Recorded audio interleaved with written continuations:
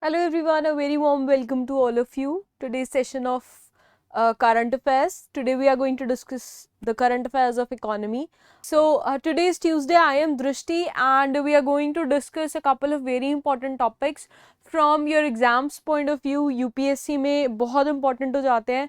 The topics we are going to discuss today ये आपके mains point of view से भी important है. Also they are going to help you in your prelims exam, right? So we are going to discuss three important topics and first and foremost मैं आपको index बता देती हूँ क्या है. Then we are going to discuss topics from we are going to give you a seize the mains questions and उसके बाद we are going to holistically cover जितने भी आपके areas हैं. So today we are going to cover topics related to economy. Your first topic for today is digital lending. Digital lending, why this was in news? This was in news because जो आपकी RBI है, it has laid norms that जितने भी lending platforms हैं, digital lending platforms हैं, they will have to comply with proper digital lending loans, digital lending जो आपके rules हैं by 30th November, ठीक है, वो उनको करना पड़ेगा. Second we are going to discuss दो वेरी इंपॉर्टेंट कॉन्सेप्ट्स जो इकोनॉमी में रेलेवेंट है. One is buoyancy in tax and the second one is tax elasticity.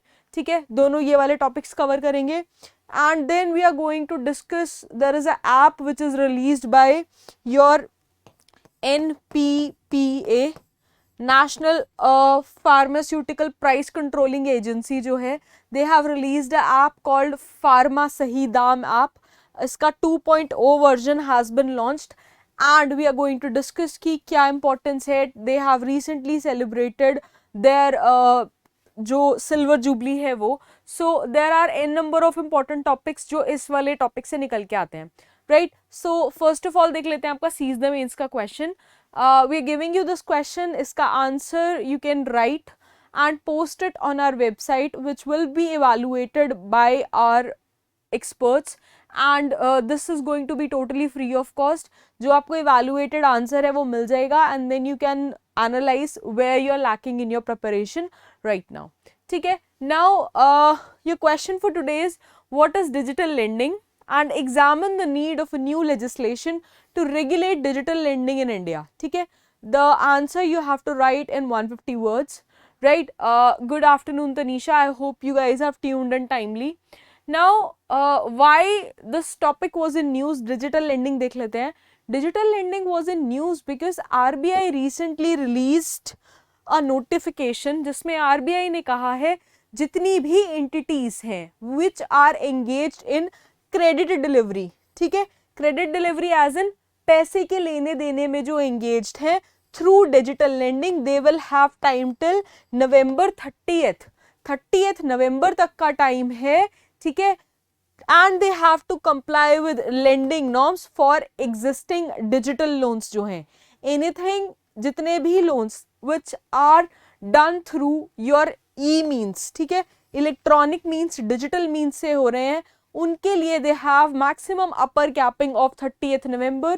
ये ध्यान में रखते हुए, इवन दिवाली का सीजन ध्यान में रखते हुए, there are going to be lot of transactions happening. So RBI has kept इसकी upper limit post 30th November. ठीक है. नाउ इसमें there are important topics, couple of important things वो डिस्कस कर लेते हैं. नाउ डिजिटल लेंडिंग की अगर आप बात करो तो what is the basic definition, meaning क्या होता है. Now lending through web platforms और मोबाइल ऐप्स, आपकी इन नंबर ऑफ मोबाइल ऐप्स आजकल निकल आई हैं which some of them are popular, some of them are not so much popular, like Paytm हो गया, Airtel Banks हो गया, then there is Slice, then अभी आजकल बड़ी popular ऐप है धनी, ठीक है. they also deal in loans and side by side they also deal in credit cards, ठीक है. तो दोनों टॉपिक जो हैं आपके काफ़ी इंपॉर्टेंट हो जाते हैं. now basically what they do is they utilize technology आपकी and through the utilization of technology authentication होता है, आपकी आइडेंटिटी ऑथेंटिकेट करी जाती है, plus your bank statements are authenticated and आपका जो क्रेडिट इवैल्यूएशन है, बेसिकली इसमें सिबिल जो देखा जाता है, क्रेडिट इवैल्यूएशन के बाद you are disbursed with the loan, ठीक है, लोन आपको दे दिया जाता है. नाउ अगर बैकग्राउंड की बात करो, डेटा देखो, तो इंडिया स्टिल हैज जो second largest number of people हैं जिनके पास आज भी बैंक अकाउंट नहीं है, बिकॉज या तो हम आज भी प्राइवेट लेंडर्स के ट्रैप में फंसे हुए हैं, या फिर we have that whole cash in hand thing mentality, ठीक है। तो there are an number of people who still do not have any bank accounts. Now जहां पे नहीं का ऑप्शन आता है ना, जहां आप सोचते हो कि जहां पे किसी चीज की कमी है, वहां पे एक अपॉर्चुनिटी निकल के आती है। सो यहाँ पे क्या अपॉर्चुनिटी आई हमारे पास, ओवर 190 मिलियन एडल्ट्स जो हैं who do not have any kind of bank account, वो एक टाइप का मार्केट है। यहाँ पे अभी जो आपकी फाइनेंशियल पेनिट्रेशन है, डिजिटल पेनिट्रेशन है, that can be done. Now if you see the value of digital lending, ठीक है, इट रोज, पिछले में इंक्रीज देखो अगर आप, तो फाइनेंशियल ईयर जो आपका 2015 से जो था, it rose from $150 billion to financial year जो आपका 2020 था तब तक, एंड इसको प्रोजेक्ट करा जा रहा है it might increase to $350 billion by financial year 2023, ठीक है। तो इतना यहाँ पे अभी हमारे पास इसकी जो पॉसिबिलिटी है वो प्रेजेंट है, right. Now let's see what are the factors which are responsible for the growth of digital lending. क्या क्या फैक्टर्स हैं जिन्होंने हेल्प करा है इस मार्केट की रीच इतनी बढ़ाने में। डिजिटल लेंडिंग, ए, टेक्नोलॉजी ट्रांसफर जो इजी हो गया है, इंटरनेट पेनिट्रेशन, डिजिटल इंडिया जो हमने बहुत ज़्यादा प्रमोट करा है, ठीक है। People have become very tech savvy, so पहला विदाउट जिसके ये चीज़ इम्पॉसिबल थी, this is your technology. Now second बात आई कॉस्ट रिडक्शन की। कॉस्ट रिडक्शन कैसे हुई, टेक्नोलॉजी का कॉस्ट लो है, यू पीपल और anyone who has to borrow, उसको बैंक मैनुअली नहीं जाना है, टाइम सेव हो रहा है, राइट, पेपर वर्क बच रहा है, so it has become very hassle free. So यहाँ पे कॉस्ट रिडक्शन हो गई। देन सिक्योरिटी की बात हुई, because everything has a digital imprint, account to account transfer है, you don't have to carry cash in your hands. So ये वहाँ पे चोरी होने का और इस सब का, until and unless it's a cyber hack, जो मैनुअल चोरी होने के, वन ऑन वन चोरी होने के केसेस है, वो बहुत ज़्यादा यहाँ पे रिड्यूस हो गए। तो सिक्योरिटी से बहुत ज़्यादा चीज़ें बेटर हुई हैं। Then if you see there has been increase in focus of customer, जो आपका एक्सपीरियंस है, ठीक है। आपको आरडी खोलनी है, simple, if you want to open a FD, if you want to open an RD, आप अपने घर पे बैठे अपनी मोबाइल की ऐप से you can just type in, put in the amount, कौन सी डेट को डिडक्ट होने हैं पैसे, एवरीथिंग यू कैन डू। आप अपनी फाइनेंशियल प्लानिंग सारी कुछ डिजिटल मीन्स के थ्रू कर सकते हो। So that has become very easy. Now if you talk about disbursal time, so पहले क्या होता था, you have to go to bank, manually आप सारा पेपर वर्क फाइल करोगे, देन वो सारा वेरीफाई होगा, देन वो मल्टीपल लोगों से वेरीफाई होगा, फिर वो अप्रूव होगा। So your disbursal time use to take time. उसके बाद मनी आएगा, till count money, till recount money, then it will be handed over to you. Now once it is verified, because everything has become technological based, सीधे account to account transfer होता है, so it saves everyone a lot of time, ठीक है। Bank का भी time बचता है, आपका भी टाइम बचता है, so it has overall reduced जो आपका डिसबर्सल टाइम है वो। Then the whole process has become smooth and hassle free. You only have to give your Aadhaar card, PAN card, e-statements etc. या आप सिर्फ अपना अकाउंट नंबर दे दीजिए and अपना आइडेंटिटी प्रूफ दे दीजिए, rest everything is taken care of by bank, ठीक है। And it has also become easier for bank to do everything. So दोनों के लिए, नॉट जस्ट अस बट जो लेंडिंग आपके एंटिटीज हैं उनके लिए things have become very easy. Now introduction of e-KYC, e know your customer service है, उसमें जो आपने अपनी पूरी डिटेल्स प्रोवाइड कर देते हो, since everything has been linked, सब कुछ आधार से लिंक हो गया, it's sort of your social security number, तो चीजें बैंकों के लिए या जो भी लेंडिंग एंटिटीज है उनके लिए बहुत ईजी हो गई हैं। Now there have been a lot of government initiatives, for example जो आपकी प्रधानमंत्री जन धन योजना हो गई, डिजिटल इंडिया हो गया, राइट। सो इस टाइप के जितने भी मिशंस हैं उन्होंने बहुत हेल्प करी है डिजिटल पेनिट्रेशन में।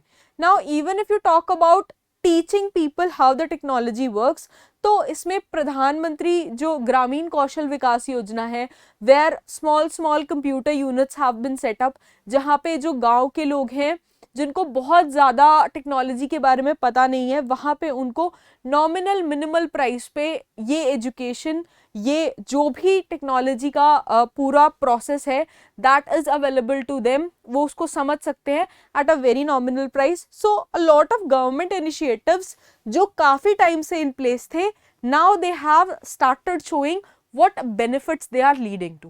ठीक है, so these are the couple of factors which are responsible कि डिजिटल लेंडिंग का पिछले टाइम में इतना स्कोप बढ़ गया है. दो इसमें बहुत इंपॉर्टेंट फैक्टर्स और क्या हो जाते हैं. एक जो डीमोनेटाइजेशन हुई, ठीक है, जिसको पॉपुलरली नोटबंदी कहा गया, तो even that factor led to a lot of digital transactions, right. People cash, जो फिजिकल कैश था, that was not available in the market, तो उसकी वजह से there was a lot of digital transactions happening. Second reason that was very important in increasing this number was COVID, the pandemic which happened. उसकी वजह से these sort of digital transactions they rose, ठीक है. people were avoiding physical contact with the money, तो उसकी वजह से COVID, बहुत सारी चीजें कोविड की वजह से बहुत रैपिडली चेंज हुई, ठीक है. So these are a couple of factors, इसको प्लीज याद रखेंगे. Now RBI, what guidelines has RBI given, ये इंपॉर्टेंट है. नाउ आरबीआई क्या बोलता है इस पूरे केस में, ये जो हमने गाइडलाइंस दी है, whatever guidelines RBI has laid out, these are applicable to all kinds of banks, ठीक है, जो कि डिजिटल लोन्स देते हैं, एक्सटेंडेड बाय कमर्शियल बैंक्स, जो आपके एनबीएफसीज होंगे, नॉन बैंकिंग फाइनेंशियल इंस्टीट्यूशंस हो गए, कंपनीज हो गई, एंड यहाँ पे आपके primary, state and district level के जो कोऑपरेटिव बैंक्स हैं, उनके ऊपर भी ये पूरी गाइडलाइंस अप्लाई होंगी. Now for the new and existing customers, these guidelines will be applicable for the new customers, जिस दिन से वो खाता खोलेंगे, and existing customers. And existing को कंप्लाई कब तक करवाना है, maximum bye 30th of November 2022, ठीक है. जो भी फ्रेश लोन्स ले रहे हैं, जो पिछले जिनके लोन चल रहे हैं, उनको 30th नवंबर तक आपने कंप्लाई करवाना है. एंड जितने भी नए लोन सब डिस्पर्स होंगे, so they will have to comply by these norms, ठीक है. एंड ये देखा जाएगा, इसके बिना you are not disbursed with any sort of loans. Now existing जो आपके डिजिटल लोन्स हैं, these should also be in compliance with these guidelines. Now obligations जो हैं, see, आपने किसी से ले लिया लोन, ठीक है, and somehow if that entity ceases to exist, तो जो obligations हैं उसके of the regulated entities, they will not diminish even if they enter into outsourcing agreements, ठीक है. For example, आपने मुझसे लोन लिया, now मैंने जो लोन का प्रोसेस है अपना, वो सारा किसी और को आउटसोर्स कर दिया, एक थर्ड पार्टी को. नाउ जस्ट बिकॉज मैंने थर्ड पार्टी को वो आउटसोर्स कर दिया है, तो इस पूरे इशू की जो रिस्पॉन्सिबिलिटीज हैं, कंप्लायंस है, एवरीथिंग, ऐसा नहीं है कि मेरे सिर से वो चीज रिस्पॉन्सिबिलिटी हट गई. Because the loan has been taken from me, it is my responsibility कि वो सारे चीज का पेपर वर्क, कंप्लायंस, वो मैं चेक करूं, ठीक है. So even if they have outsourced it to other lending service providers या लेंडिंग जो डिजिटल लेंडिंग एप्स होती हैं उनको, even then it is my responsibility, I take everything into consideration. RBI has been very clear about it. Now इसके बाद जितने भी loan डिसबर्सल्स हैं एंड रीपेमेंट्स हैं, they have to be executed only between, दो ही एंटिटीज के बीच में सारी ट्रांजैक्शन होगी, between the bank accounts of the borrower and जो रेगुलेटेड एंटिटी है जिससे पैसा बोरो करा गया है वो. Even if they outsource it to lending service providers जो हैं, थर्ड पार्टीज हैं, they will not have any role, ठीक है. जितना भी डिसबर्समेंट है that will directly happen between जिस एंटिटी से आपने बोरो करा है उसके बैंक अकाउंट के बीच में एंड आपके बैंक अकाउंट के बीच में. That is the only transaction that should be happening. Now it should be without any pass through, ठीक है, अकाउंट या फिर पूल या थर्ड पार्टी. ऐसा नहीं है कि आपने एक डिफरेंट अकाउंट बना दिया, उसमें सारा अमाउंट आ रहा है, फिर वहां से आप सेग्रीगेट कर रहे हो, ऐसा नहीं है. This should be a clear one on one transaction.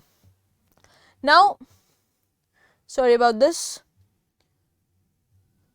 Next जो गाइडलाइन दी है आरबीआई ने, वो क्या दी है, जितने भी एक्सेप्शंस हैं for the disbursals of which have been exclusively covered under statutory or regulatory mandate, flow of money जो होगा between the regulated entities for co-lending and disbursals जो है specific end use के लिए, that should be provided by directly into the bank and to the account of end beneficiary.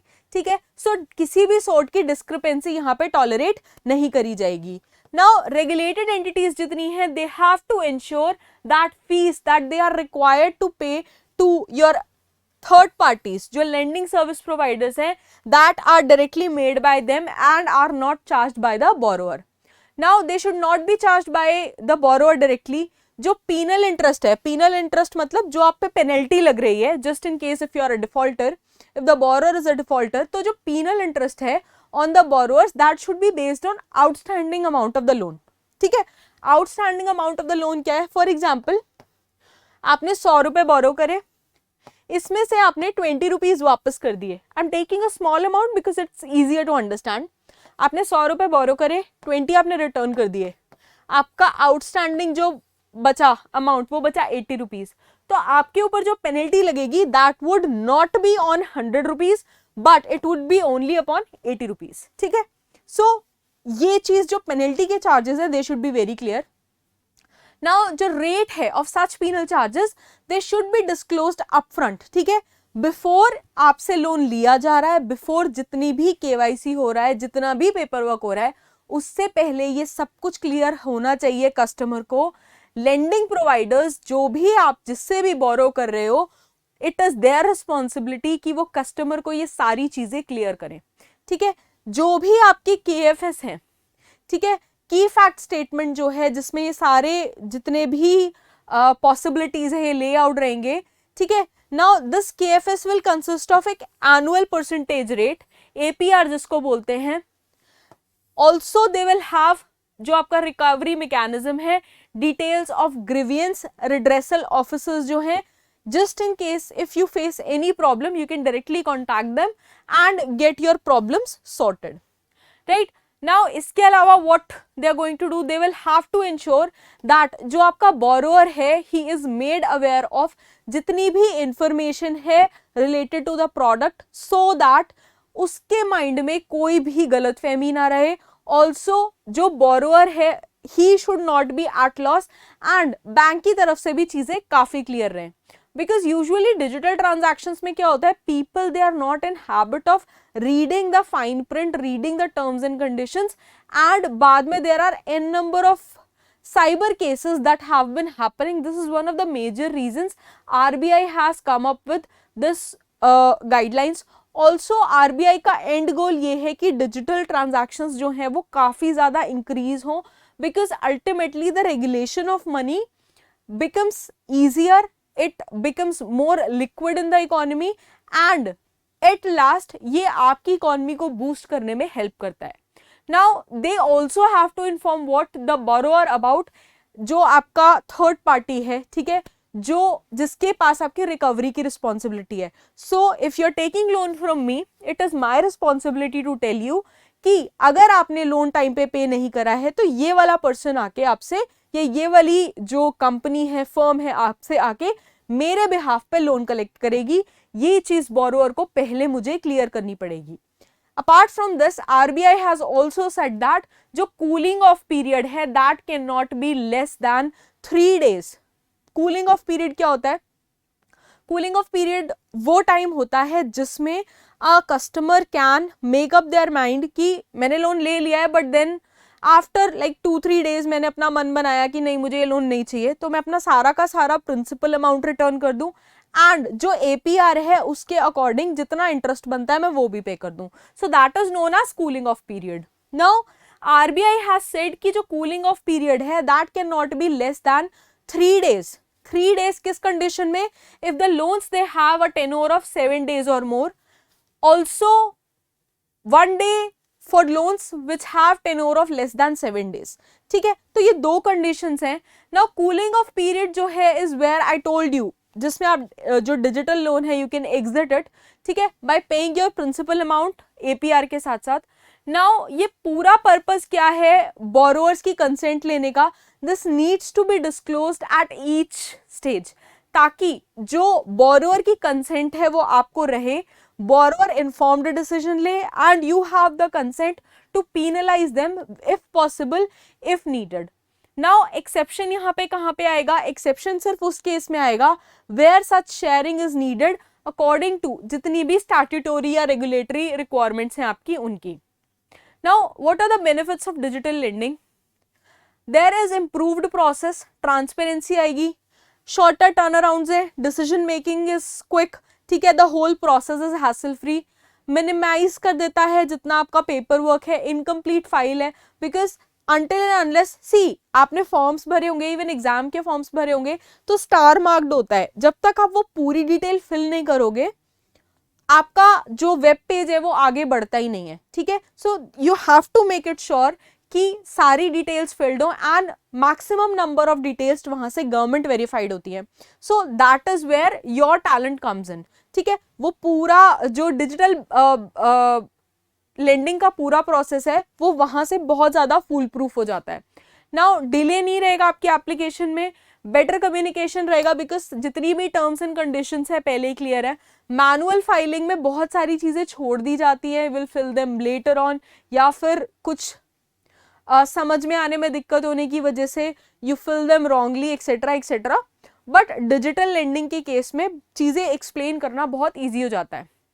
Now financial institution की बात करें तो दे कैन ऑल्सो डिजिटाइज जितने उनके पास एनालिटिक्स हैं, एंड दे कैन सेग्रीगेट कि हमारे एरियाज ऑफ लेंडिंग कौन कौन से ज्यादा हैं। फॉर एग्जाम्पल सबसे ज्यादा लेंडिंग हमने एग्रीकल्चर में करी, we have given it in education, we have given it in health etcetera etcetera, तो हम अपने सेक्टर्स प्रायोरिटाइज कर सकते हैं, which ultimately is going to help you in your जो पब्लिक सेक्टर लेंडिंग नॉर्म्स है उनमें भी। नाउ डिजिटल लेंडर्स जो हैं दे ऑफन फॉरगो जो हार्ड क्रेडिट चेक्स हैं शॉर्ट टर्म्स लोन के लिए, ठीक है, जो मैंडेटरी आरबीआई की रूलिंग्स हैं, just because they charge higher interest, तो लोग भी दे प्रेफर कि हम उनसे लोन ले लें, and they look the other way जो आपकी डिमांड रहती है प्रॉपर क्रेडिट चेक्स की, तो उस चीज को भी आरबीआई यहाँ पे रेगुलेट करना चाह रही है। Now they rely on either alternative credit score data या बहुत ज्यादा फाइनेंशियल इंफॉर्मेशन के बिना भी, again because they charge exorbitant amount of interest rate, तो वो उस चीज को फॉलो नहीं करते हैं।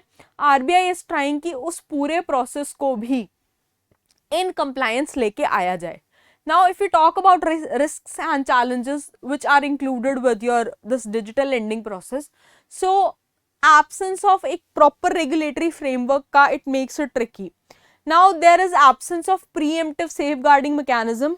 So बहुत सारे frauds भी हो जाते हैं यहाँ पे, and people they ultimately fall prey. Again literacy कम है, ठीक है, डिजिटल पेनिट्रेशन कम है, हमारी साइबर सिक्योरिटी इटसेल्फ बहुत स्ट्रांग नहीं है, तो people they fall prey to fake apps, या लोग वो अपने अकाउंट की डिटेल्स दे देते हैं, and again they become the victim to cyber crime, तो वहां पे काफी इश्यूज आते हैं। Now there is a lack of monitoring mechanism, जो आपके थर्ड पार्टी लेंडर्स होते हैं या रिकवरी एजेंट्स होते हैं, समटाइम्स दे टॉर्चर पीपल, तो वहां से बहुत प्रॉब्लम्स जो इश्यूज आए हैं पास्ट में निकल के, सो आरबीआई उसको भी ठीक करना चाह रहा है। Now there are other issues which include, जैसे कि आपके अनएथिकल जो बिजनेस प्रैक्टिसेस हैं, मिस सेलिंग है, अगेन साइबर सिक्योरिटी है, डेटा प्राइवेसी है, इन सब को लेके भी काफी इश्यूज आ रहे हैं। Now what can be done मैं बता देती हूँ आपको। एक आपको फॉर्मल डिजिटल लेंडिंग पॉलिसी की तो जरूरत है ही है, India should be very soon India should be coming up with it, but इसके अलावा और क्या करा जा सकता है, वी कैन फाइंड एक proper channel for high end metrics, here analytics जितने हैं they can allow the digital loan platform कि वहां पे वो एक सेफर डिसीजंस लें, सेफ लोन्स दें, एंड जो आपका रिकवरी का मैकेनिज्म है उसको भी बहुत हद तक प्रॉपर रेगुलेटेड वे में चलाया जाए। नाउ जो आपकी प्रोसेसिंग है उसको हम एफिशिएंट कर सकते हैं। नाउ आपका पूरा जो लेंडिंग बिजनेस है इसको कस्टमर सेंट्रिक अप्रोच की तरह से चलाया जा सकता है, दैट जो आप डिजिटल लोन ले रहे हो वो आपका ईज ऑफ डॉक्यूमेंटेशन जो है, आपका जितना भी लेंडिंग का प्रोसेस है उसको बहुत स्मूथ कर दिया जाए। देन कस्टमर्स जितने हैं they must take necessary precautions before deciding कि हमें पैसे कितने बोरो करने हैं, किस रेट ऑफ इंटरेस्ट पे बोरो करने हैं, एंड हम किससे बोरो कर रहे हैं, वेदर इट्स अ ट्रैप और it's a official well trusted entity, etcetera etcetera, जितने भी डिसीजंस हैं. Now we do need a regulation in this digital lending का जो आपका पूरा डोमेन है, and we should be pushing with civil society organizations and NGOs कि इसको लेके एक पब्लिक पॉलिसी बनाई जाए एंड उसके ऊपर फिर वर्क करा जाए. ठीक है, so this is all about digital lending. I hope आपको ये टॉपिक क्लियर है. If you guys have any doubts you can mention it, I will take them up.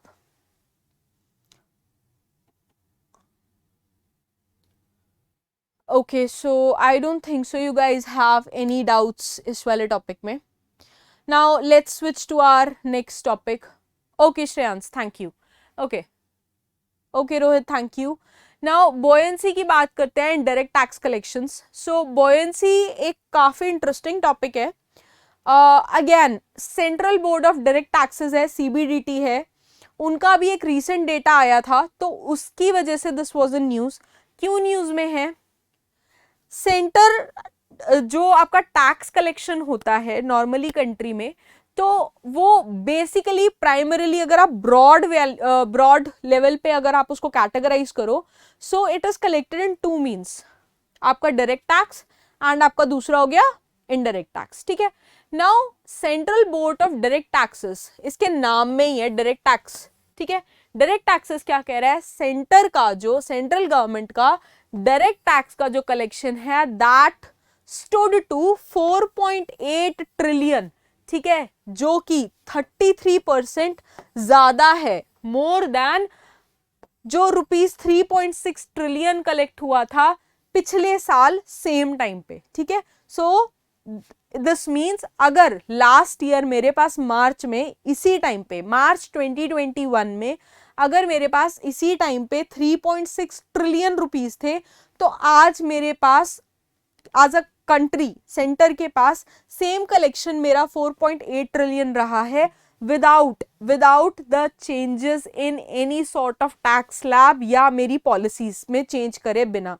ठीक है, एंड ये एक्सपेक्ट करा जा रहा है इफ दिस ट्रेंड कंटिन्यूज, जो डायरेक्ट टैक्स कलेक्शन है for your financial year 2023, this could exceed budget target जो है आपका 14.20 ट्रिलियन का. ठीक है, 14.20 ट्रिलियन का जो आपका बजट टारगेट है वो एक्सीड कर सकता है.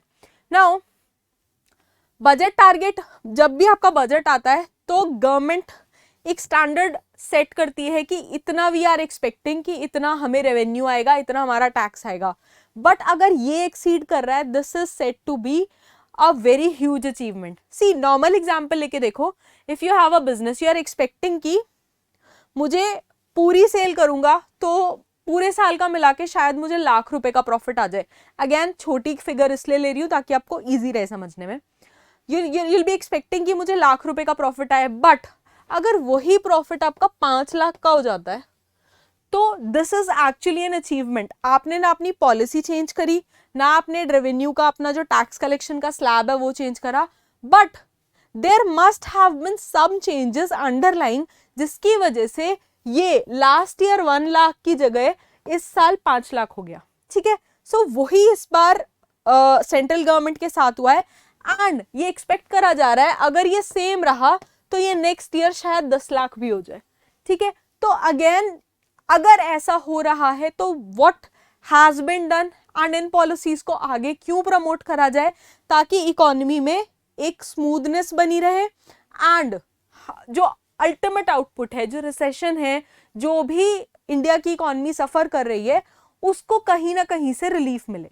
ठीक है, क्या है पूरा केस आगे देखते हैं. ठीक है, नाउ टैक्स बुओयेंसी है क्या वो देख लेते हैं.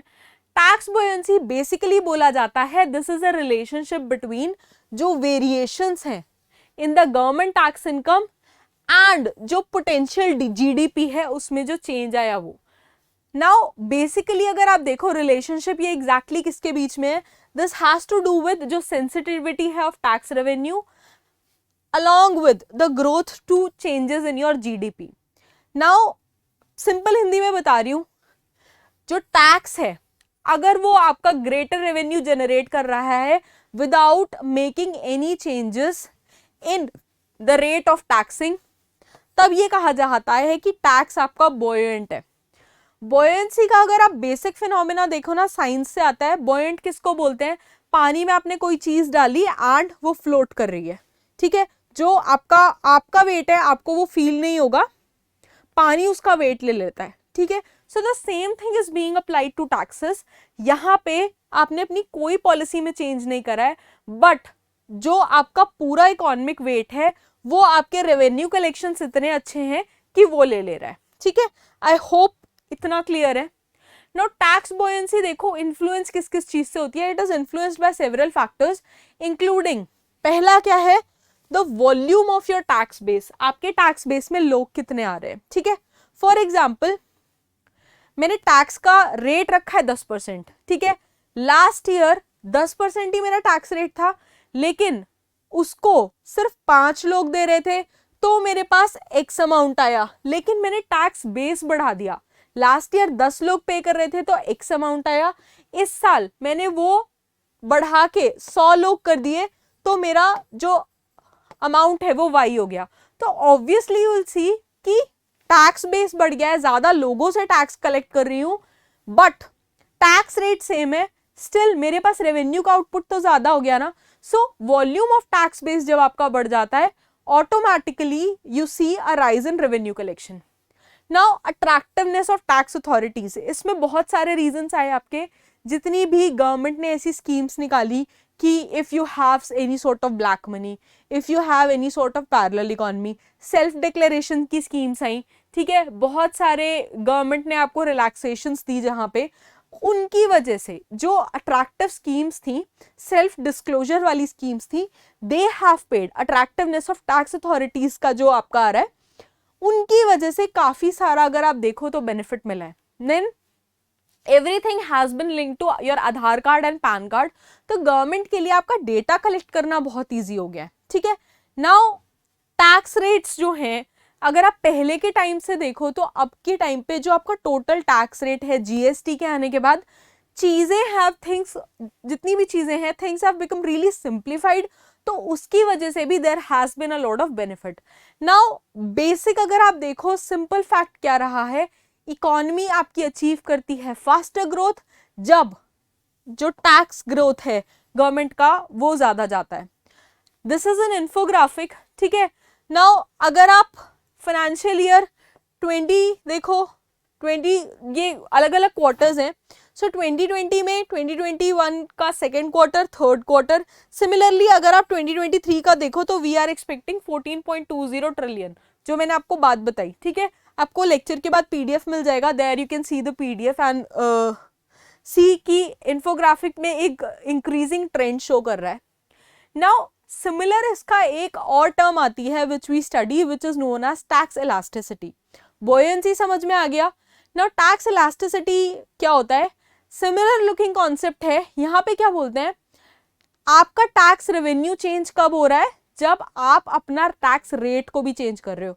बॉयेंसी में क्या होता है, आपका रेवेन्यू चेंज होता है, यूजुअली बढ़ता है, ठीक है, जब आप अपना टैक्स रेट चेंज नहीं करते हो। बट इलास्टिसिटी का क्या है, डायरेक्टली प्रोपोर्शनल वाली बात हो जाती है, आप बढ़ा रहे हो तो बढ़ेगा, कम करोगे तो कम होगा। नाउ रिसेंटली अगर आप बेसिक एग्जांपल देखो तो कॉर्पोरेट इनकम टैक्स जो है वो बढ़ के 25 से 30% हो गया है, तो वहां से एग्जांपल निकल के आता है। Now let's see what have been the factors which have been responsible in the rising amount of tax collection. A, GST. आपका जीएसटी का स्लैब जो है वो बहुत क्लियर हो गया है, बहुत क्लियरली उसमें वेल डिफाइंड सब्जेक्ट्स हैं, कौन सा किस स्लैब में फॉल करेगा एंड उसको कितना पे करना है, ठीक है। नाउ ई बिल्स अगर आप देखो, ट्रक्स का जो क्रॉस बॉर्डर ट्रेड है, ठीक है, सीजीएसटी है, एसजीएसटी है, उसका बहुत सिंप्लीफाइड प्रोसेस हो गया है। So the number of e-bills that have been generated, they speak a lot about themselves. Now corporate tax है जो उसका परसेंटेज बढ़ा दिया गया है। आईटी डिपार्टमेंट की अगर आप बात करो तो टेक्नोलॉजिकल जो पेनिट्रेशन है वो काफी बढ़ गया है, ठीक है। People have become tech savvy, बहुत छोटी छोटी चीजें हैं जो easily they are being done, तो वहां से काफी बेनिफिट मिला है। Now there has been intensive and extensive use of data analytics and artificial intelligence, जिसकी वजह से हमें ये बेनिफिट्स देखने को मिले हैं। नाउ अल्टीमेटली आप ये देखो टैक्स बॉयंसी इतनी इंपॉर्टेंट क्यों है, what are the benefits. Now ultimately इस पूरे केस में बेनिफिट किसको हो रहा है, गवर्नमेंट को, टैक्स गवर्नमेंट के पास ज्यादा जा रहा है। सो जब टैक्स गवर्नमेंट के पास ज्यादा जाएगा तो आपका जो इंटरनेशनल मार्केट में करेंसी की वैल्यू है वो स्ट्रांग होगी। वो स्ट्रांग क्यों होगी, क्योंकि आपको बाहर से पैसे बोरो नहीं करने पड़ेंगे, आपके ऊपर लोन्स नहीं रहेंगे। जब रुपी की वैल्यू स्ट्रांग होगी तो आपके लिए चीजें इंटरनेशनल मार्केट में सस्ती हो जाएंगी। ऑल्सो गवर्नमेंट को अगर कोई भी नई स्कीम निकालनी है, वेलफेयर मेजर्स अडॉप्ट करनी है, उसके लिए 2 बार सोचना नहीं पड़ेगा, बाहर से लोन नहीं लेना पड़ेगा, सब कुछ सेल्फ सफिशिएंट रहेगा एंड अल्टीमेटली आपकी जीडीपी ग्रोथ जो है वो बहुत ज्यादा स्पाइक कर जाएगी। ठीक है, नाउ इस चीज को फर्दर बढ़ाने के लिए आपका टैक्स का जो पूरा रेजीम है उसको बॉयंट रखा जाए, ताकि प्रेजेंट टैक्स स्लैब में ही उसको बढ़ाए बिना हमें फर्दर जो गवर्नमेंट के पास जो इनफ्लो है, मॉनेटरी इनफ्लो है, वो ज्यादा रहे। उसके लिए क्या क्या किया जा सकता है।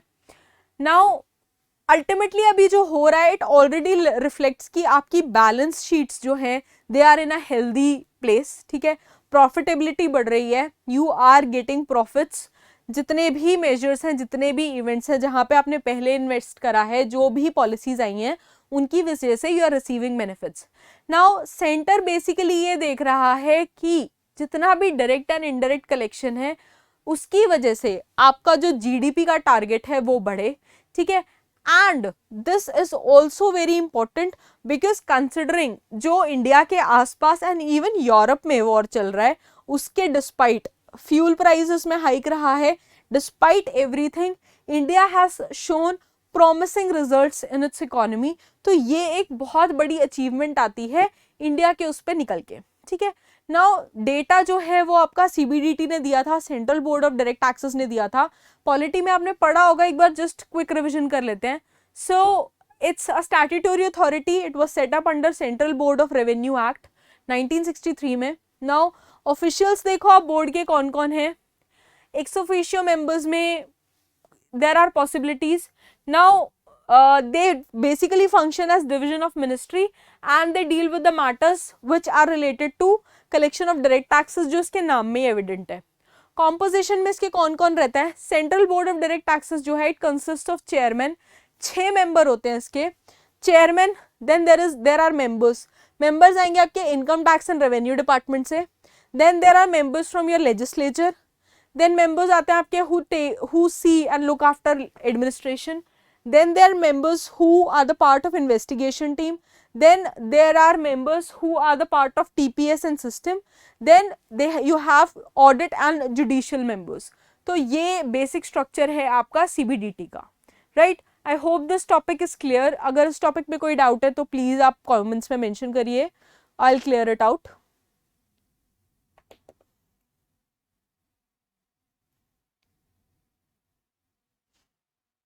ओके चलो, हम ग्लैड टॉपिक इज क्लियर। अगर बाद में भी कोई डाउट होगा you can mention it, I try taking them up next time. Now your third and last topic for today is pharma Sahi दाम ऐप। नाउ फार्मा का आपको मतलब क्लियर है, दवाइयाँ हैं, सही मीन्स राइट एंड दाम मीन्स प्राइस, तो नाम से बड़ा एविडेंट है। Basically this is the app which is launched by national, जो आपकी फार्मा प्राइसिंग अथॉरिटी है, national pharmaceutical pricing authority NPPA, they recently celebrated अपनी 25वीं एनिवर्सरी एंड दे रिलीज्ड आपका ये ऐप का सेकेंड वर्जन। नाउ इसके अलावा what they have released the integrated pharmaceutical database management system 2.0। नाउ 2 चीज़ें इन्होंने लॉन्च करी हैं। बेसिकली जो भी फार्मास्यूटिकल दवाई आप मार्केट से खरीद रहे हो वो आपको ठीक प्राइस में मिल रही है या नहीं मिल रही, वो आप डिसाइड कर सकते हो फ्रॉम दिस ऐप। ठीक है, नाउ एनपीपीए के बारे में देखो तो आप, it's a government regulating agency which controls जितने भी प्राइसेस हैं of pharmaceuticals and drugs in India. It was constituted by government of India resolution of 1997। ठीक है, 25 साल हो गए इसको, 1997, एंड ये अटैच्ड ऑफिस की तरह काम करता है under the ministry of chemicals and fertilizers. ठीक है, मिनिस्ट्री ऑफ हेल्थ के अंडर नहीं है ये department, it comes under the ministry of chemicals and fertilizers. Please याद रखेंगे, प्रीलिम्स में क्वेश्चन आया हुआ है ये। Now this acts as independent regulatory authority basically pricing देखता है ड्रग्स का, एंड इट डिसाइड्स कि इट मेक्स इट श्योर कि एंड जो यूजर है, जो कंज्यूमर है, उसको जो भी फार्मास्यूटिकल है वो अफोर्डेबल एंड रीजनेबल प्राइस पे मिल रहा है। Now integrated pharmaceutical database management system की बात करें अगर, तो ये एक क्लाउड बेस्ड एप्लीकेशन है which has been developed by NPPA, and इसमें टेक्निकल सपोर्ट जो है वो आपका सीडैक से मिला है। CDAC is centre for advanced computing. CDAC के कपल ऑफ सेंटर्स हैं, one is in Pune, one is in Mohali. Now CDAC is directly under ministry of जो इलेक्ट्रॉनिक्स कम्युनिकेशन एंड आईटी है, एंड ये दोनों डायरेक्ट कोलैबोरेशन में they have brought up a cloud computing system, जहां से आपको जो पूरी इंफॉर्मेशन है अबाउट फार्मास्यूटिकल्स वो मिलती है। नाउ बेसिक इनका जो ऑब्जेक्टिव है that is to promote ease of doing business, and ये सारा प्रोसेस हो रहा है ड्रग प्राइस कंट्रोल जो ऑर्डर है आपका DPCO of 2013। It would also ensure जो पूरा प्रोसेस है उसकी एक पेपरलेस फंक्शनिंग हो, and NPPA they are going to facilitate जितने भी स्टेक होल्डर्स हैं of the pharma pricing authority in the country. Now pharma Sahi Daam जो ऐप है आपकी, it features like speech recognition. ठीक है, स्पीच रिकॉग्निशन वहाँ पे आप बोल सकते हो, फार्मास्यूटिकल का नाम बोल सकते हो, जो भी है केमिकल का नाम बोल सकते हो, आप उसका एमजी में कितनी क्वांटिटी है वो डिस्क्राइब कर सकते हो, आप जितने ब्रांड्स हैं उनको सर्च करके उनकी फॉर्मुलेशन देख सकते हो कि सॉल्ट सेम है या नहीं। Now you can also share if you have any problem with any sort of medication, and वहाँ पे कंज्यूमर कंप्लेंट हैंडलिंग सिस्टम भी आपको प्रोवाइड करा गया है। ठीक है, so this was all about your NPPA and जो भी उन्होंने अभी 2 एप्स लॉन्च करी हैं। This concludes your topic for today. I hope आपको ये वाला सेशन क्लियर होगा। अगर आपको कोई भी डाउट्स है you can mention them in comments, I try taking them up in next class. Till then stay tuned and keep learning, keep watching. Thank you so much, bye bye.